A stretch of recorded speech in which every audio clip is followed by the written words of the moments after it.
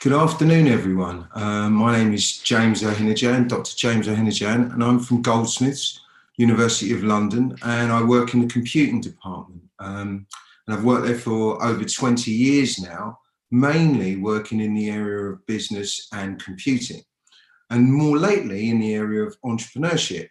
But all the time that I work there, I kind of wonder about how business and computers affects our everyday life. And one of the areas which during this lockdown period is keep coming back to mind is how much privacy have we got while we use these computers every day from home?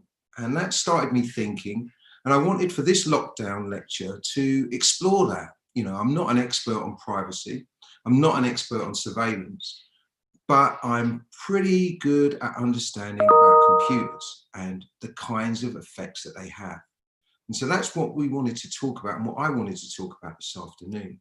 So Goldsmiths itself really tries to do three things. It tries to take imagination, discovery, and academic knowledge and put them into a pot that creates people that are inventive and creative, and in my particular case, is very much interested in digital business. And so businesses in our world take our privacy. So that's why it's quite interesting to look at it. And generally the way we do things is we do them in a multidisciplinary way. So that means that we look at lots of little different disciplines that computing affects. And so today that's what we're going to do. So, no, I mean, we all use technology every day. I mean, whether it's Google Maps, Instagram.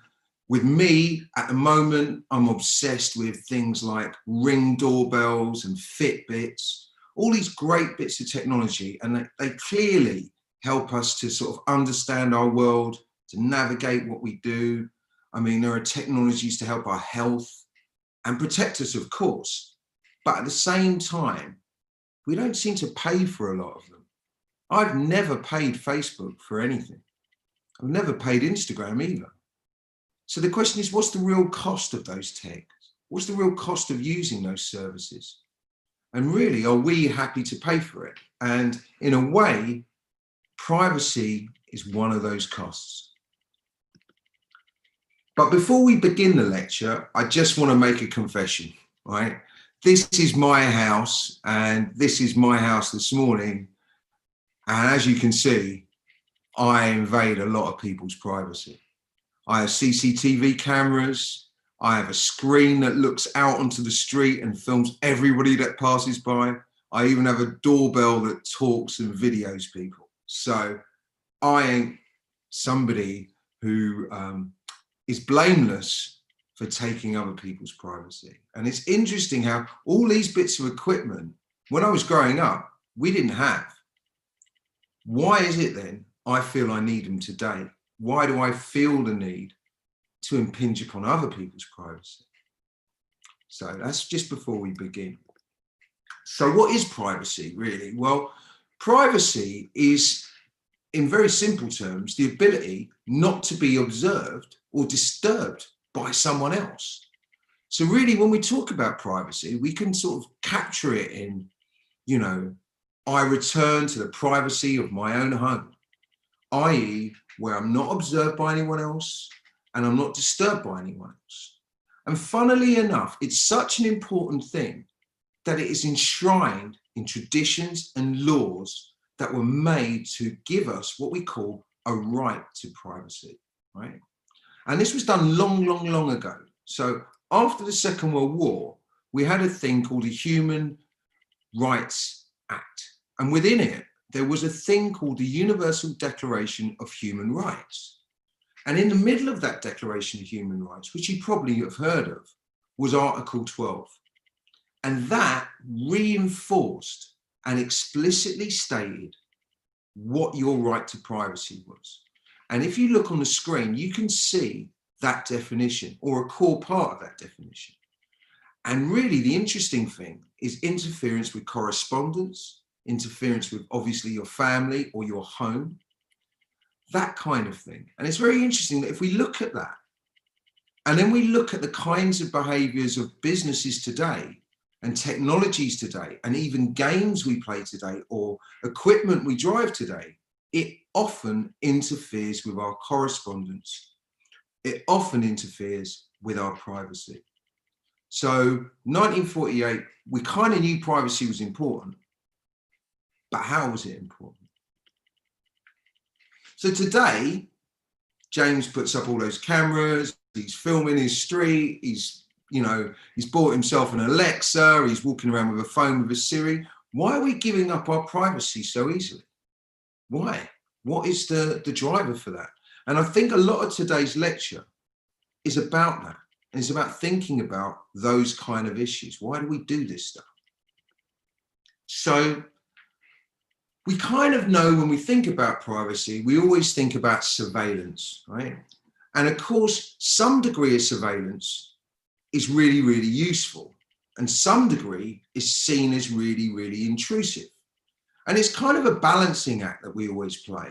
And when I think about it, I think the balancing act can be summarized as follows. The more functionality or security we want, the less privacy we get to keep. So you make me more secure, you make me less private. You give me more toys to play with, you get less private. It's like that.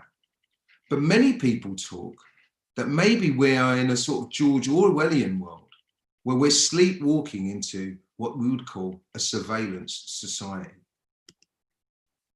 When we think about privacy and surveillance, of course, there's this great argument, and it's along the lines of this, if you've got nothing to hide, you should never have anything to fear. So why can't we survey everything that you do? And often governments, they argue, they say, well, look, we're combating crime. Or businesses like Fitbit or Uber will argue, we're just trying to provide you with a better service. That's why we're monitoring you. We'll look a bit later at what may be the other motivations for them surveying whatever we do. So we've got this kind of dichotomy, and we've got this kind of argument that sits there, which is really, if you're not doing anything, what are you worried about? Well, that might not hold. That might just not hold. So let's think about the scale of this thing. How much of an invasion of privacy actually takes place? Well, from my knowledge of computing, and in particular business computing, companies, if they want, can know what you're doing at all times. They do this by not just monitoring you themselves, but working with other organizations that monitor different aspects of your life. So banking systems monitoring your spending, technology systems monitoring your movements, and social systems monitoring how you interact with people. And they combine it all these non-obvious relationships, put them together, maybe combine them with friends that are close by to create a complete picture of what you're doing at any point in time. Now, I want to show you this video about Google. I'm not picking on Google. Lots and lots of companies do this, but I quite like it because it illustrates the power of what we're talking about.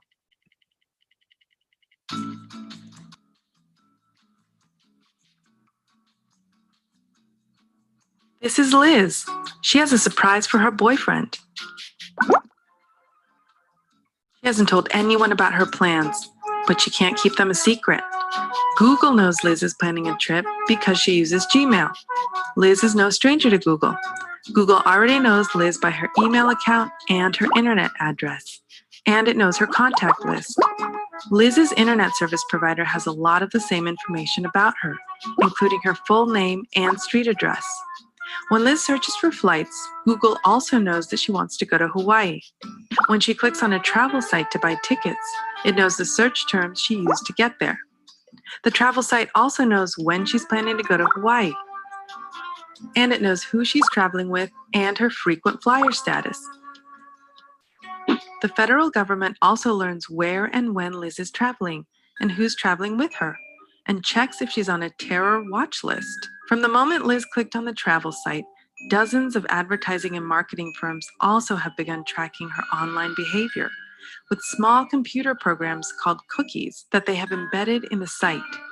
These firms may not know Liz by name yet, but they know her by unique tracking codes and can follow her movements across the web. They see when she goes to another site to read about the best beaches in Hawaii and immediately start showing her ads for bathing suits. They learn more about Liz's interests when she goes to her favorite shopping site. Google, Facebook, and Twitter also are gathering more information about Liz's behavior with share buttons they have embedded on the shopping site, even if she doesn't click on them. Facebook learns that Liz may be interested in bathing suits through its like button, even before she posts a picture of a bikini on her wall. Her post confirms her interests in bathing suits to Facebook, which immediately shows her an ad for a diet shake. The tracking doesn't stop when Liz goes to the mall. Google knows where Liz is headed because she uses Google Maps. As she drives along, a police car scans her license plate and enters the number into a law enforcement database. Her cell phone carrier, Verizon, also records her movements and includes her location data in a bundle of customer information it sells to data brokers. Those brokers then sell the information to advertisers, marketers, and other businesses. When Liz arrives at the mall, the shopping center tracks her phone's Wi-Fi signal to see which store she enters. And when she walks into a boutique, cameras with facial recognition software take her picture and may store it for years. The cameras are also equipped with software that tracks how much time she spends in each aisle. When Liz buys a bathing suit, the store may share information about her purchase with data brokers.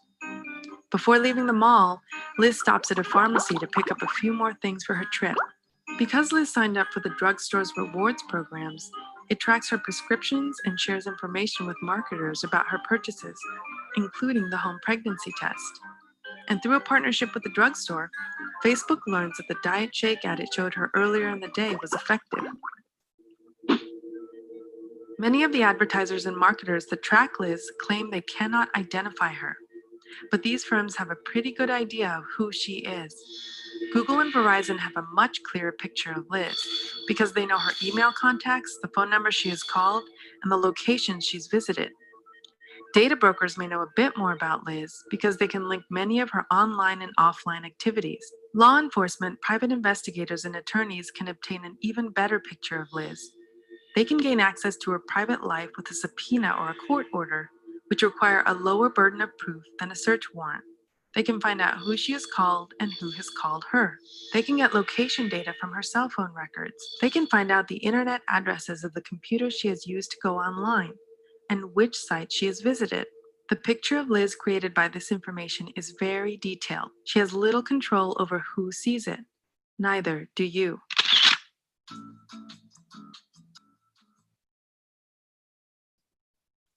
Okay, so it's a very interesting video and I like it very much, but it raises several questions, and maybe we could just take a moment and have a think about what are the kind of key issues raised in this video. Now, you can use the chat system to ask me questions or to make a point and I'll read them out, okay?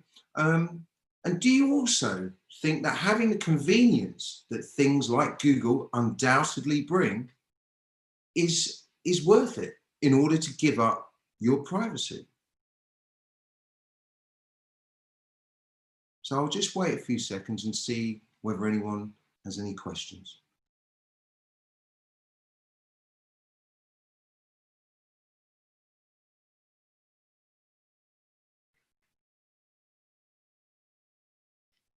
Okay, so while we're waiting and for the questions to come through, I'm going to move on. And the second area which always concerns us is whether sort of people are watching us and taking our privacy without us even knowing. You know, this big question is Big Brother watching over us all the time? Now, you know, England is a champion at one thing in particular, and that's CCTV.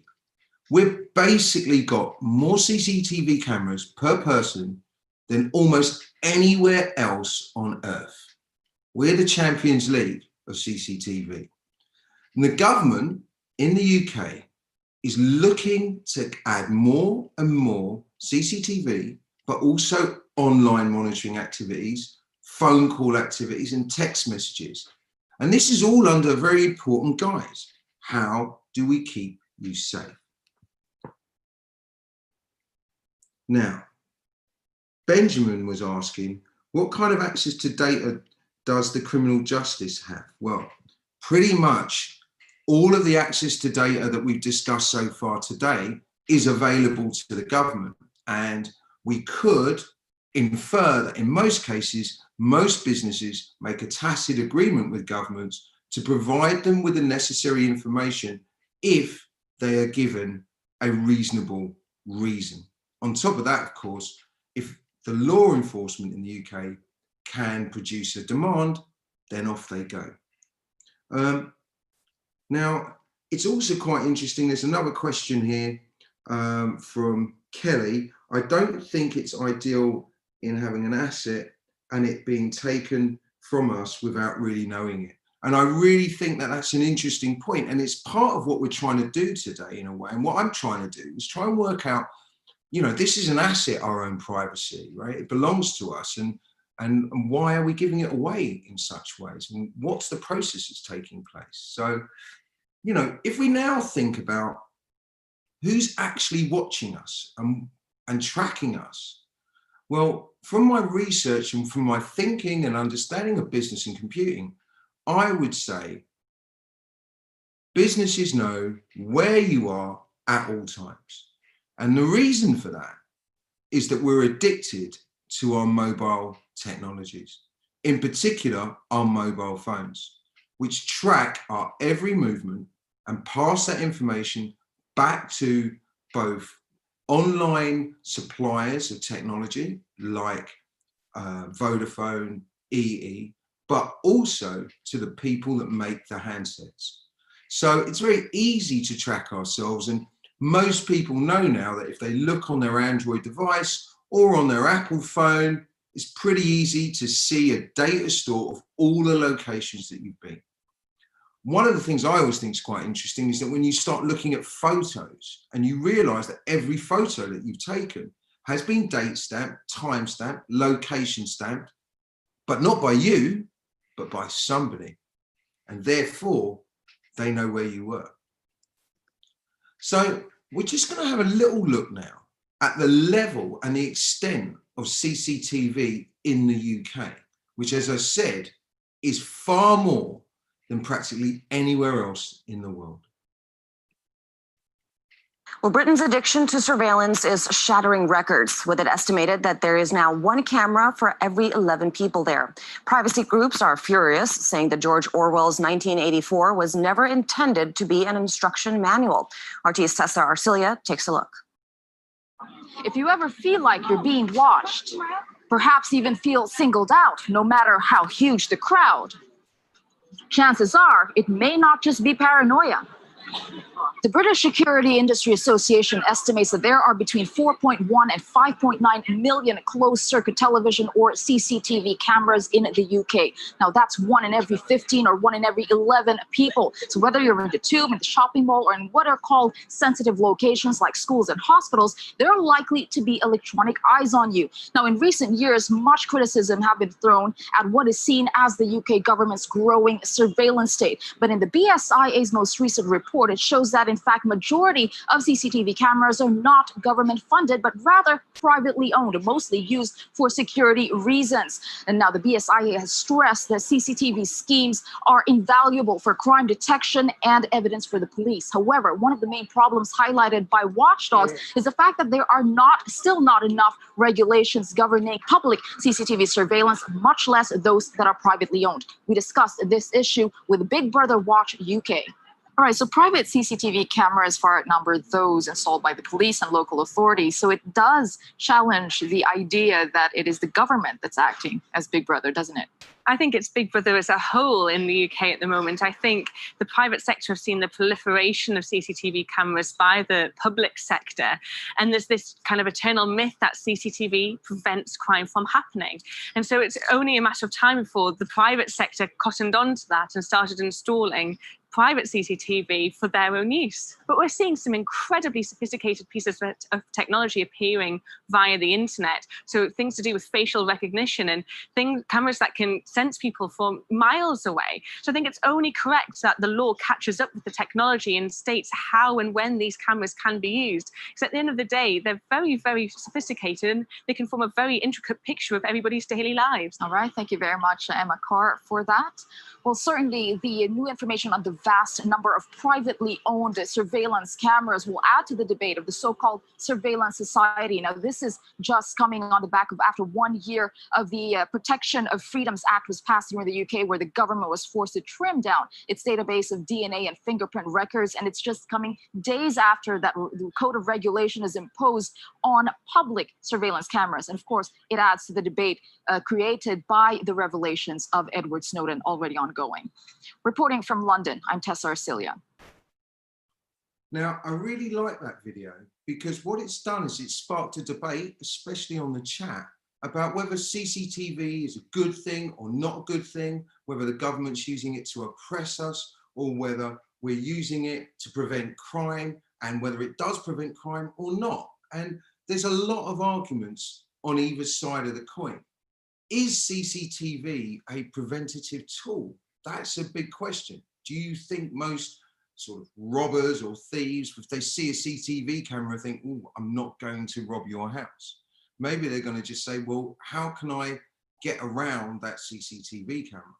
But then again, a lot of people argue, if you do catch someone on CCTV after an event, you know who to go and look for. So it doesn't prevent the crime, but it assists in rectifying the situation afterwards. And there's a big belief in that. And of course, a couple of people have said on the line, well, it only brings a sense of security. So Adman says that, for example. Do they bring a sense of security? Well, I showed you my CCTV at the beginning, and does it give me a sense of security? Maybe it gives me a sense of security that after something's happened, I've got something to tell the insurance company. So after I've been robbed, I've got some proof to show to the insurance company that it wasn't me. I don't know. So let's have a look and see what the Mayor of London thinks. I live in London, and of course the Mayor of London's job is to try and keep us all safe to some degree. CCTV is seen as a vital tool against crime such as street scams, street robbers, and smash and grabs. It led to 1,300 arrests a year. But in 2016, Westminster Council scrapped its CCTV network, mainly to save money. The Mayor stepped in, striking a deal for a new system, its installation funded by the council, and then its operation funded and run by the Met. But it's still not fully operational. The Mayor has run out of patience. 2 years on, they're still dragging their feet. And I'm saying to the council, for goodness sake, the safety of Londoners is more important than playing party politics. Sort it out. And in that time, terror and violent crime has been on the increase. Westminster businesses also say it's time crowds at events like today's traffic-free Oxford Street should have more protection.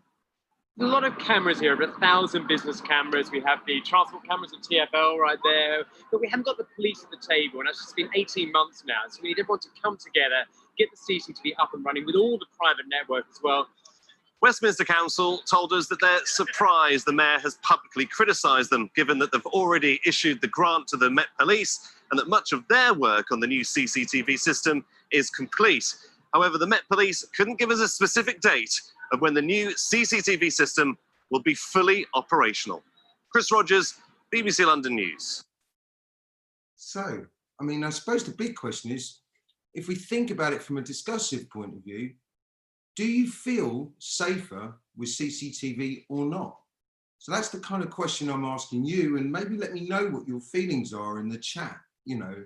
And also, do you think CCTV really works and what that means? I mean, you know, do you feel safer if you've got it, or does it just not matter at all? And do you really think it works? So let me know what you think, and we can discuss that through the chat. So if we then look at privacy from the point of view of what do these companies really know about us? Now, up until now, a lot of the privacy that was being invaded is stuff we either didn't know that they were watching us, or it was things to do with the way that we were using technology, but in a very purposeful way. What's much more interesting is the idea of companies and businesses, and of course governments, listening so that they know everything we do, not just outside, but also in our homes. Now, during the lockdown period, I have to confess, and you saw it earlier today, I went out and I bought one of these. And this is an Alexa smart device, and I'm not sure why I did it, but now I have an extra member of the family in the house. Is it spying on me? I don't know. Maybe I should ask the spy on my phone, Siri. So there's Alexa listening to my house, and Siri just waiting to hear me say something so it can reply. So smart devices, in particular listening smart devices, have got a particular power. And it's interesting that this power takes itself and takes the privacy that we have from our everyday simple activities of talking to each other. So let's have a quick look. I've done it, have you? I'm wondering about something, and so I turn to Alexa or Siri or Google and I say, hey, what about such and such? You think you're the only one who's going to hear that question. Yeah, but it turns out dozens, maybe even hundreds of employees are listening in as well. So how do you stop this? Well, Consumer Reports had a few ways to make sure Alexa is more private, but it could come at a cost. Eric and his family love using their smart speaker. They enjoyed their first digital assistant so much, they decided one wasn't enough. I believe we have 5.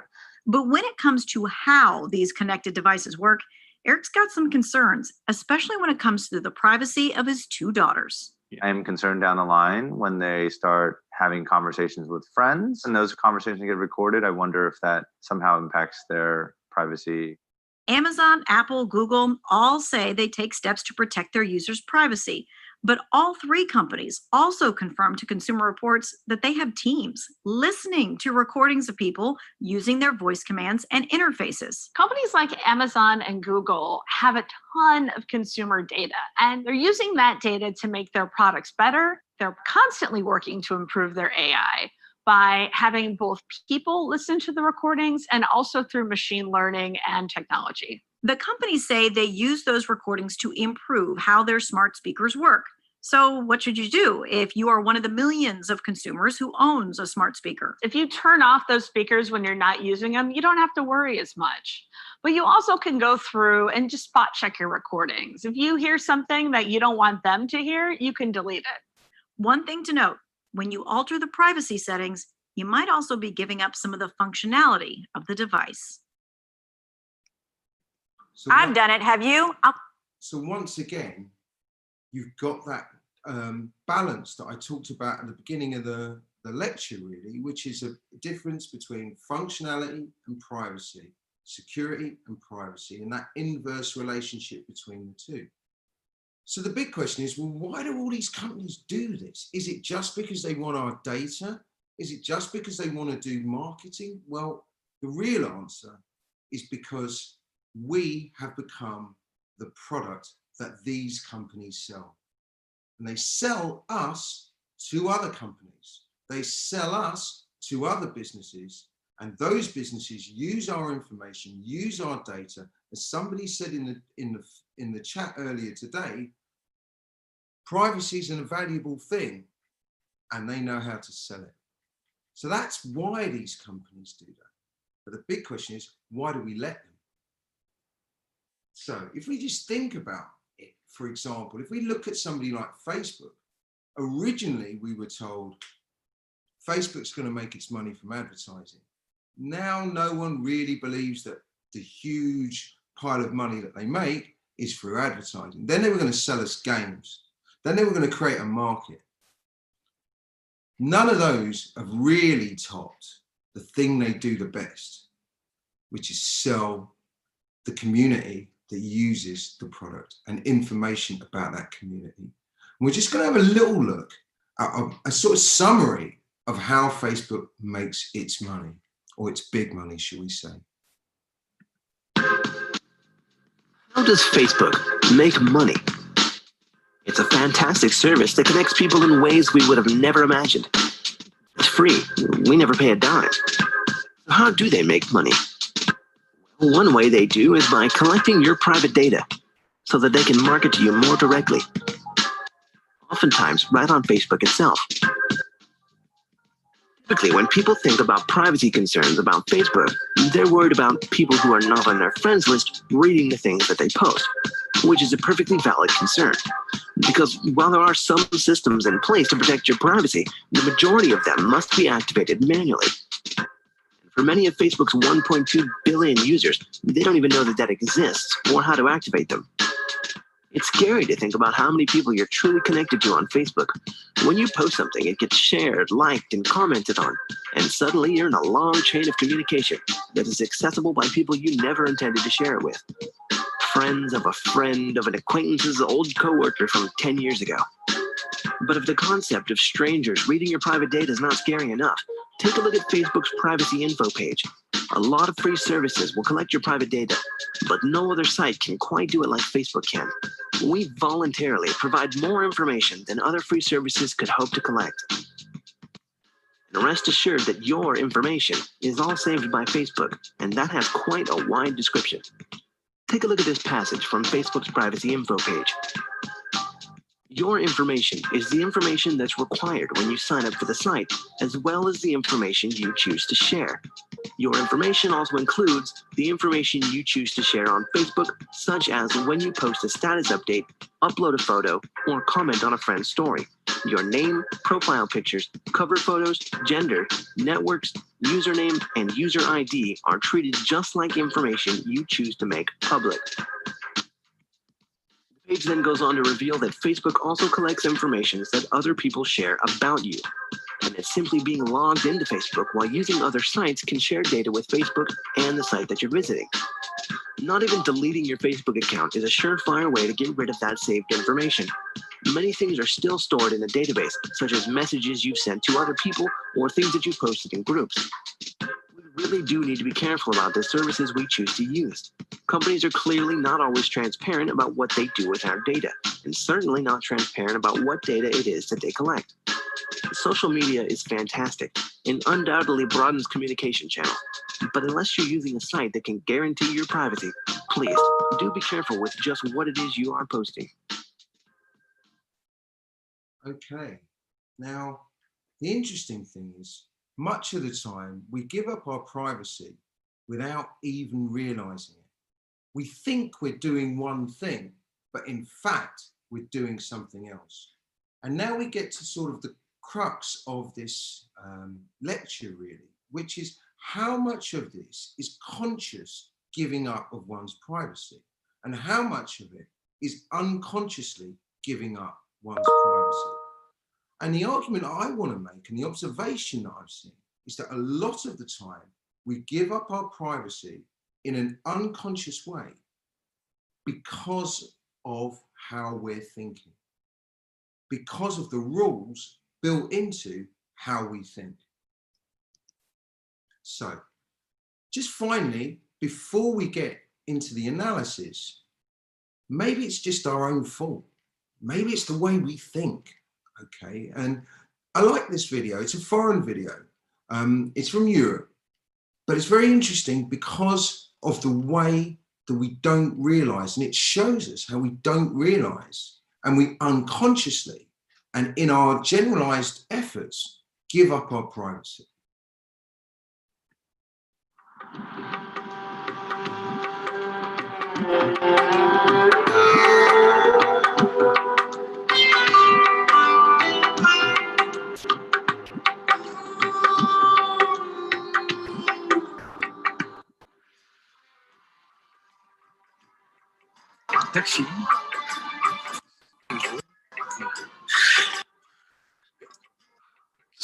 school. Tegen Antwerpen. Ja. Insecten. Alsjeblieft. Ik voel 2 insecten op je rug. Kan dat? Ja, vlinders. Slovenië? Slovenië? Nee. Nee, een moto. Oranje. Pas erop. Zenit. Oui, oui, bien. Je hebt een vriendin. Julie. Ja. Een boeiend liefdesleven. 3, 4. De vierde, daar zwijg ik meestal over, dus dat weten niet veel mensen. Wat is mijn spierscheur? Maison rouge, balkon, plan. Ja.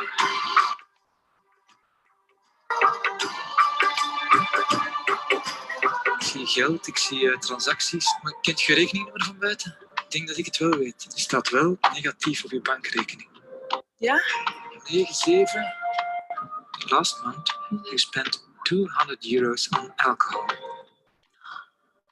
Vorige maand €300 aan kleding gespendeerd. 8. Ja. 5. Voor een huis dat van eigenaar gaat veranderen. €795.000. Ja, eigenlijk. 41. Juist? Ja, dat is juist.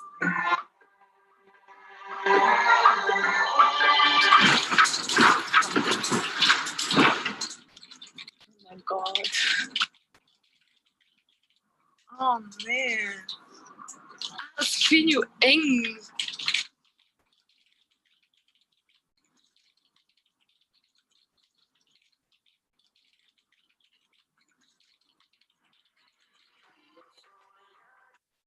So, very interesting in a way. And I suppose the question arises is it's like, how much of your privacy do you give away unconsciously? A bit like the people in the video. I mean, none of them was thinking, oh, I'm making myself available to the world and somebody's going to use that information. They're going to violate my privacy. But they all gave that information freely. So I suppose the big question is, so is it we don't care about it, or is there something else at work? And I think that there's something else at work. And what I think is we are all very easily swayed, very easily. And what happens is that as humans, as people, our attitudes to privacy are influenced by situations, right? And often those situations can get us to disclose more information or to give more of ourselves over than other information. And if we just think about it and we put computers to a side for a moment, we all know that if we're in a nice, warm, intimate room, the chances are we will share more about ourselves and talk more about ourselves than if we're in a cold, fluorescent, hard room. So if we can create a situation, then people start to give over their privacy. And that's what's behind this, is that lots and lots of these technical and digital platforms create situations and embed us with information that gets us, rather like the warm room, to hand over the goods. Now, the key thing is that context is everything, right? Depending upon the context, we will be triggered, and in particular, cues within the way we think are triggered. And these cues get us to disclose information. Now, sometimes these cues are things that are symbolic, that we represent. That's an important brand. Oh my God, they're important. But other cues are much, much more subtle. A lot of the time, we react to these cues within context without even realizing it. And that's why we give over that information. Each cue triggers in our minds a heuristic or rule. And it provides us with a quick rule of thumb that we can use to make a quick decision, which is what we're often asked to do, especially online. So just to summarize, we're in a situation where the right context is created. There's a cue, something that in our brains tells us to make a decision a particular way, and that triggers a way of us making a decision that fits what these organizations want. So at the bottom of it, these cues trigger what we call heuristics. Now, heuristics are very important, especially in business, because they allow people and they control how people make decisions. So a lot of the time when we build a piece of software, we build a piece of social media, we're always thinking about the mental shortcuts that people will take. And we try to build on those and create them. So a button isn't called like just because it was a great name. It's called a like button because in our mind is a very short mental journey from that's interesting, yes, boom, I like it. So these rule of thumb strategies shorten our decision-making time, okay? And they allow people to often function without having to stop and think. So if you look at a like button, if it said, do you like? A lot less people would click the link. It's that subtle. So in the software environment, what we're seeing all the time is the cue will tend to get us to behave a certain way, that heuristic cue. So if we have a look at this website here, and I ask you to reply in the chat, for example, what do you think the cognitive cue is? You go to this website, what do you think the cognitive cue is? Well, for me, the cognitive cue is, oh, it's the government. That means it's secure, it's well built, it's well organized. In fact, the site that you're looking at is a fake site. It's one of many, many sites that was being built to look like it's official, to look and be designed in a way that it has an embedded cue to get you to give over your information. The colors are all right. The identification with the organization is right. In our minds, the cue triggers, and off we go, putting in information in a fake site. These fake communications, which I'm sure we all get all the time, you know, iCloud is connected and realized that your account needs deactivating. Creating official looking communications, what they're trying to do is trigger that cue, trying to give you a cue to do something, to not think, shorten your thinking, and off you go. Now, some researchers at Penn State University in the United States have just published some really interesting results. And these are in a journal called, well, it's a conference proceeding called ComputerHuman Interaction, CHI.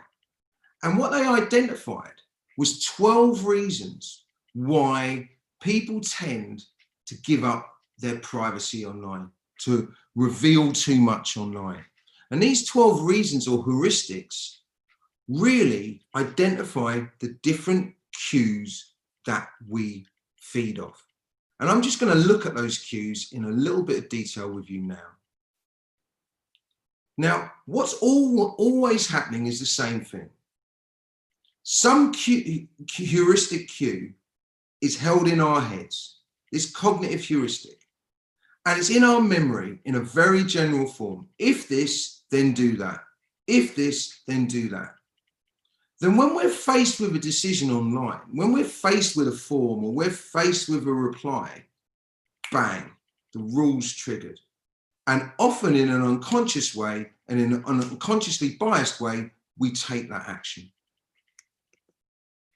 So what kinds of triggers are they? Well, these are some of the classic rules that they identified. They identified 12. I'll go through a few and I'll tell you about all 12 of them. But the biggest one, of course, is authority.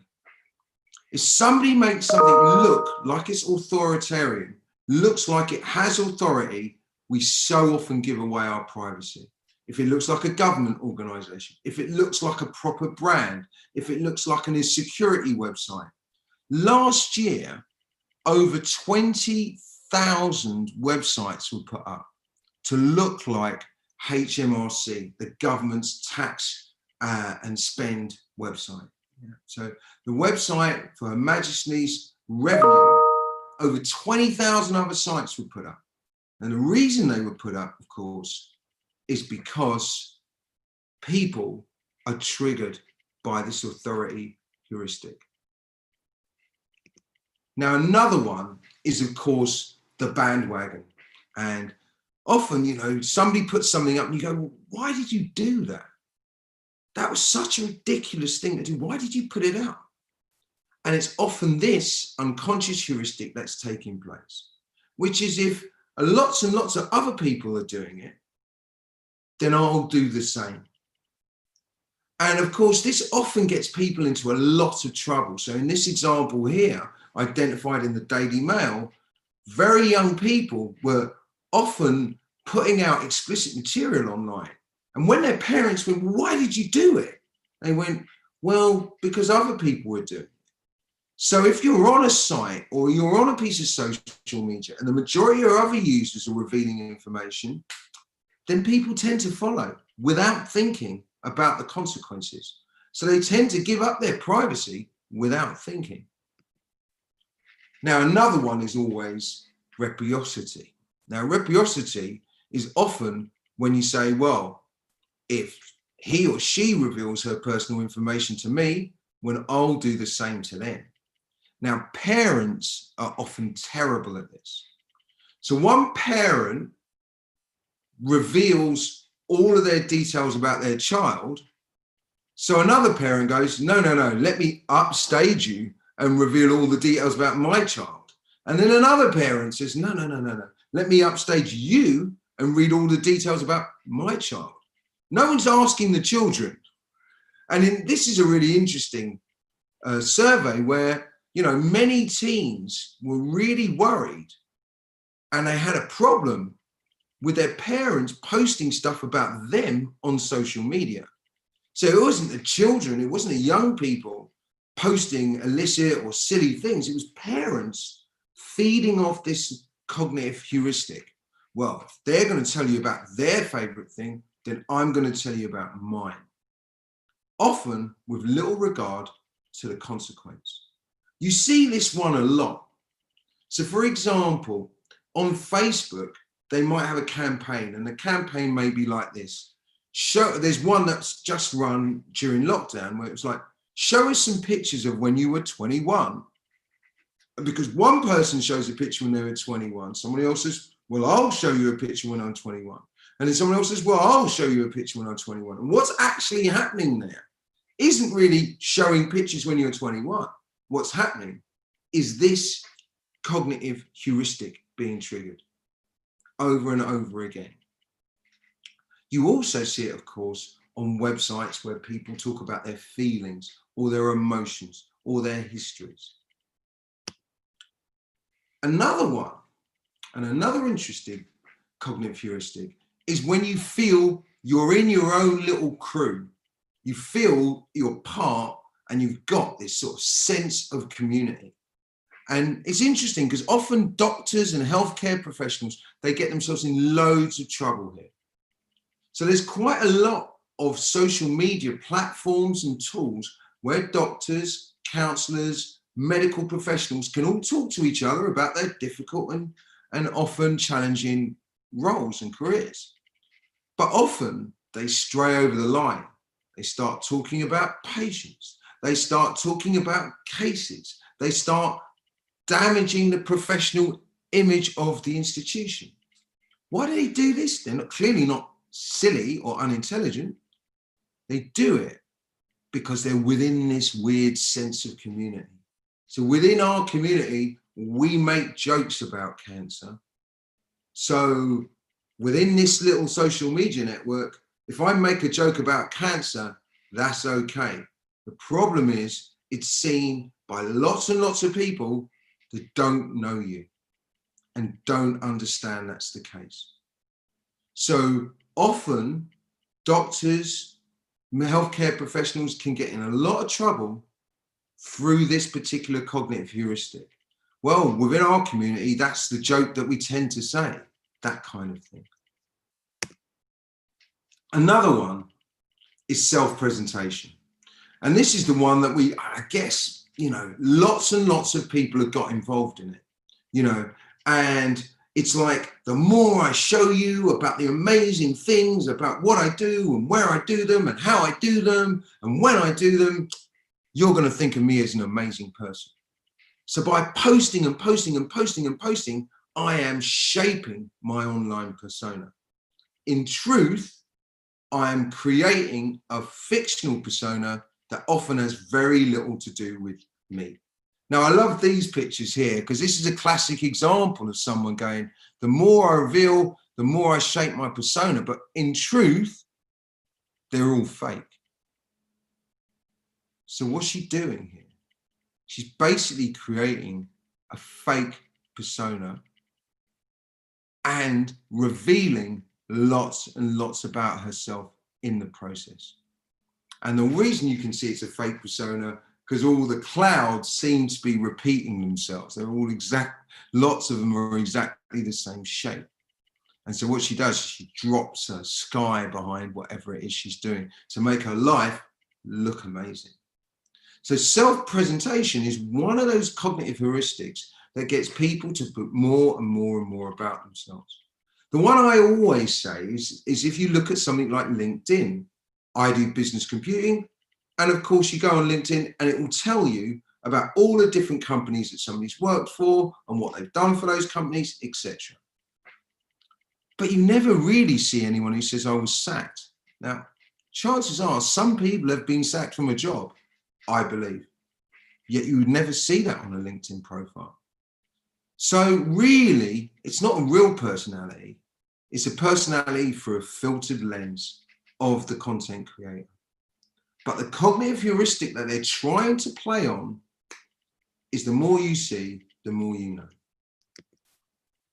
Another one is, of course, control. So if a website, such as, say, Facebook, shouts and gives you lots and lots of controlling options to manage your privacy, you feel safe to reveal information in that process. So often what we get is a sort of situation where we go, oh, well, it's got lots and lots of good privacy settings, therefore I'll do anything on it I want. Now, often those privacy settings, in reality, are not very useful to you. They're for corner cases. But our minds think there's lots of privacy settings, they must be concerned with privacy, therefore I will reveal anything. So it's like a game in a way. Stick loads of settings down, they'll think we're serious about it, they'll reveal everything. And that's the way that that kind of works through. It's very interesting how it clicks through. There are lots of others, you know, community building. There are lots of positive ones, you know.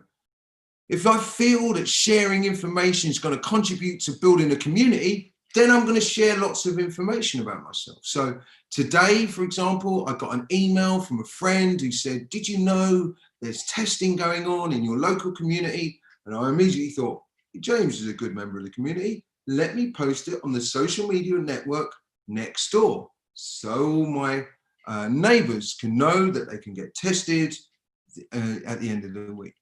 But obviously in doing that, I shared quite a lot of my own personal information. I shared who the information had come from. I shared where it come from. I shared that I was going to go there. But I thought I was doing it because I was somehow building a community. Instant gratification is another one. You know, people often give away information, lots of information, because they want to get something quickly. And they say, well, look, if you fill this in, then we'll give it to you now. So rather than wait and be more secure in what you're doing, let's just give it to me now. Let's just give it to me now. And so you give whatever you want then. And I tell you where you tend to see this in the non-digital world.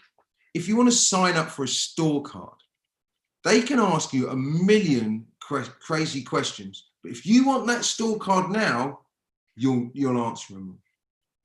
And that's why they do it. So it's at those kind of points, capture everything, because we want instant gratification. We want that store card now. We want that credit now. So whenever we want instant gratification, the cognitive heuristic comes in and says, don't worry about your privacy. Just fill in the form. That's the way it works. Transparency. So of course, if a website makes it very clear what its privacy policy is, then we give them all the information. And if we think about it, that's what Google does. Every once in a while it says, here is our privacy policy for using Google search. And it comes up on screen and we go, that looks long. I ain't reading it. Where's the accept button? Click, and off we go. We could be agreeing to give up all kinds of privacy. But because we're triggered by the fact that Google is being honest about the data it's collecting, even though we didn't read that, we then give it whatever it wants. So that is the transparency cognitive heuristic. And Google do it all the time. So every once in a while, boom, we're the good guys, read our privacy policy. And then off we go and we give it over. Another is, you know, machines are okay. They can handle my private data in a good and secure manner. So if a machine's asking me for it, it must be okay. And people often do that. People often do that. They trust that the machine can handle their data better than them. Obviously, there are others as well. Some, you know, some more that keep us safe. So we sort of say, oh, it's on a mobile, doesn't make me feel very safe, so I'm not going to do it on my phone. So if I'm going to do a banking transaction, weirdly enough, I much prefer to do it on a computer than on a phone. So I always sort of think mobiles are inherently unsafe, and so I don't do certain things on them. I prefer to buy them on a computer. There is no difference. But from a business's point of view, it's good to know that people inherently have a cue that tells them that the mobile's unsafe. Okay, the mobile's unsafe.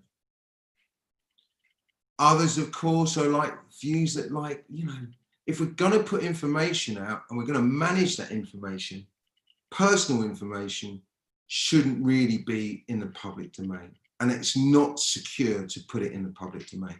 So that one keeps us safe. So they're my reasons why I think we give over our privacy, often without knowing them. But I suppose the big question is, how do we not do that?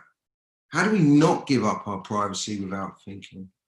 And I think you need to recognize the context which you're within. You know, is it trying to generate immediate gratification?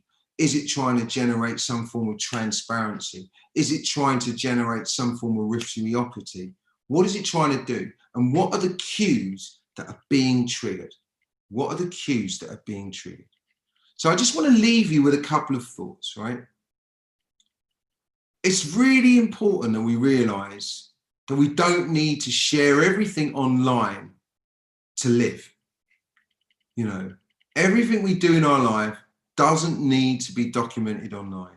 It still happened, even if it's not in a Facebook feed. Often we just share too much information. So we should try and check that if we want to keep our privacy. The internet itself is incredibly, incredibly unforgiving. So sharing inappropriate material, terrible idea. Terrible idea. And the way you've got to think about it is to say, you see this tweet I'm doing? What would happen if it went viral? You see this picture I'm sharing? How would I feel if it went viral and turned up on my boss's computer? And then make the decision about whether we're going to share it or be part of that privacy, or keep it private, should we say. We've got to try and understand that when we share things, especially on social media, we don't know who we're sharing them with. We believe we're sharing them with our friends. The problem is, when it gets to our friends, they share them with their friends. We need to constantly review the social media settings that we have, even if it means trawling through loads and loads and loads of options. Still got to do that. you know, and make sure that we actually know where the final connection point is when we're sharing with stuff. So we've got to make sure that we share in the right way. I suppose the easiest way to do that is not just think before you post, but stop and pause. It only takes a few seconds to think of something. But if we pause for, say, 60 seconds, then we'll know whether it's a good idea to share it or not. So take a minute to consider the post before you send it. Before you fill in that form, take a minute to think about, is it secure? Before you go out and violate your privacy, take a minute to ask yourself what risks you're taking. So 3 things I think to always remember.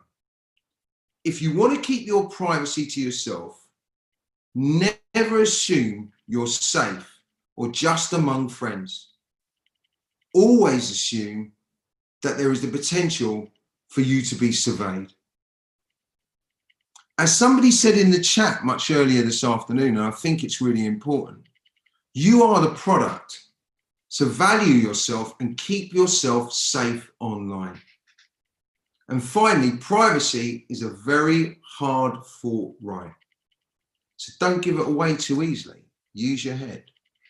So that's the end of this lockdown lecture. I hope you've enjoyed it. I'm going to be online for a few minutes. I'm really happy to answer some questions now if people have them. There are my contact details up on the screen as well. And you can always email me if you want to carry on the conversation. But it would be a great time now. If you've got further questions, I'm really happy to answer them.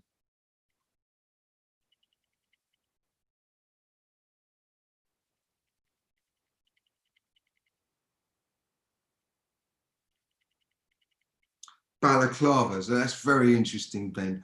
Yeah, well, balaclavas often help and digital balaclavas often help. But in reality, most of the time, we can't really go around with balaclavas on. We've got to go around with a good sense of what's safe to do.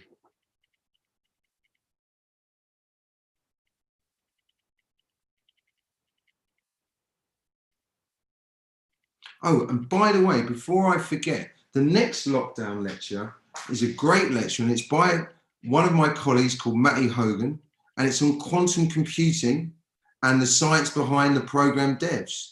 So please make sure you keep in touch and watch that, because I think it's going to be a great piece of an interesting talk in a couple of weeks' time.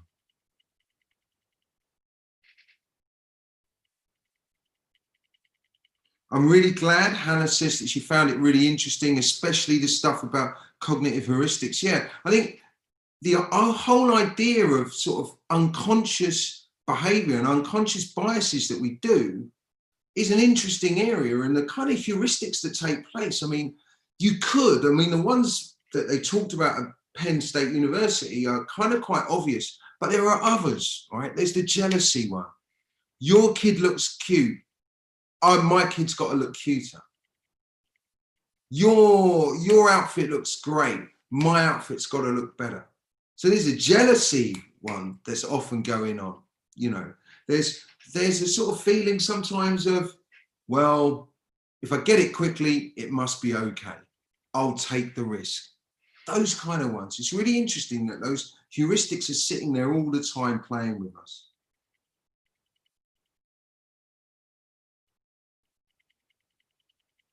Mona says it's been a brilliant lecture and it prompted them to pick up The Age of Surveillance Capitalism. Yeah, I think that would be a great thing. Before I forget, here are some really good papers that you should read, right? I'll leave them up here. And, you know, these are great papers. The main paper I really love is the one I told you about, which has just been published. It's the top one on privacy and heuristics. It's a great paper from Penn University, but there are some others. Of course, one of the classics is Privacy and Human Behavior in the Age of Information. And that's a great paper as well. And you should have a look at that. All 3 are brilliant pieces of work. And Kelly's just thanking me for the lecture. I'd like to thank you all for attending the lecture. It's been really interactive and really important for me to do. I've enjoyed it a lot.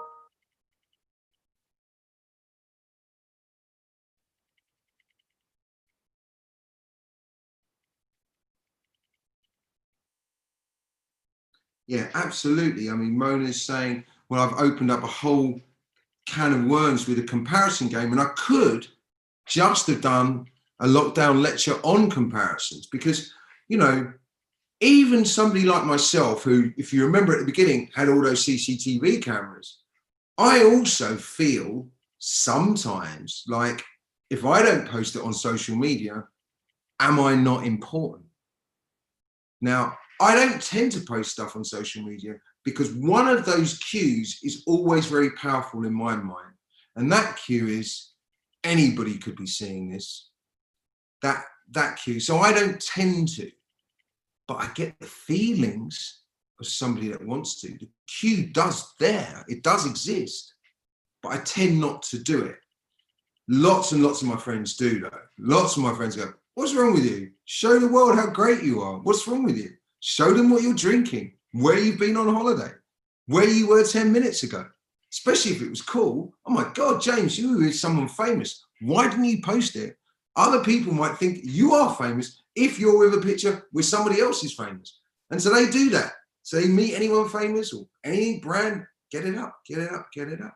You know, so it is interesting, that whole comparison, the way people compare each other.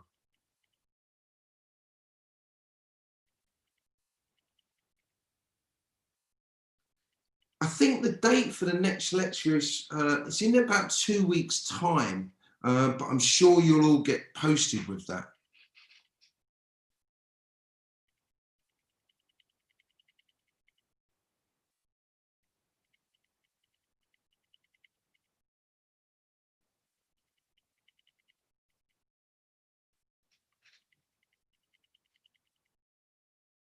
Brilliant. So the next lecture actually is on the 24th of June, and it's at 2 p.m. And that's Matty's lecture, Matty Hogan's lecture on quantitative computing and the science behind devs, which is that great TV program. So that will be there, and that will definitely be one to come and watch.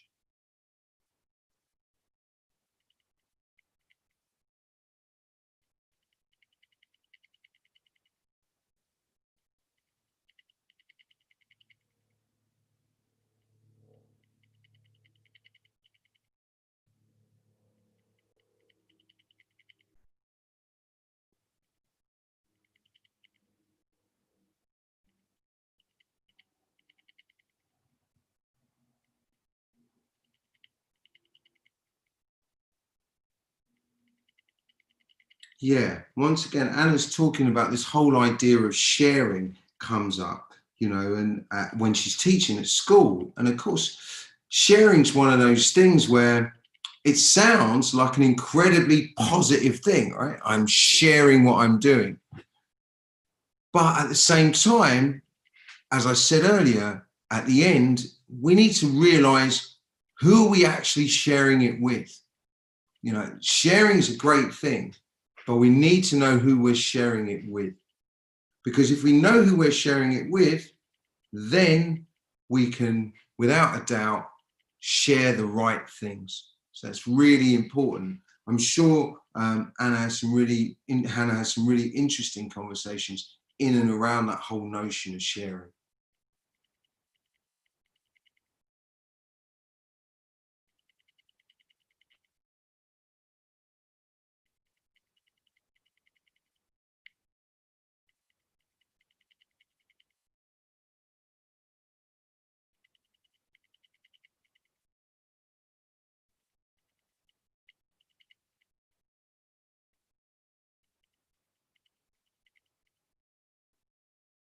Absolutely. Hannah's talking about that classic picture of their first day, the classic picture of a child on the first day at school. And of course, what does it do? It says three things. I'm out, here's my address, this is what my child looks like.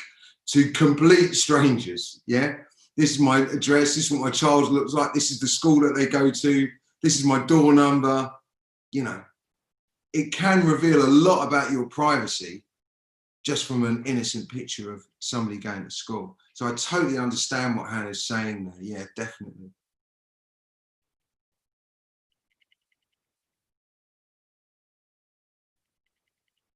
Yeah, absolutely. I mean, I think that's one of the interesting things. And one of the things that lockdown has shown is that, you know, it's very easy for adults to blame younger people for their behavior, especially online. But this lockdown has sort of driven and highlighted the need for parents to also be able to understand and use social media, technology, banking systems in an appropriate and effective way. And so, you know, it's one of the weird benefits of this lockdown is it's forced us all to reevaluate our relationship with the online and with the digital. And yeah, of course, we've done lots and lots of video, but at the same time, technology, as we know it, has become such a central part of staying connected when we couldn't get out and about. But our privacy, we don't want to give up as part of that overall process.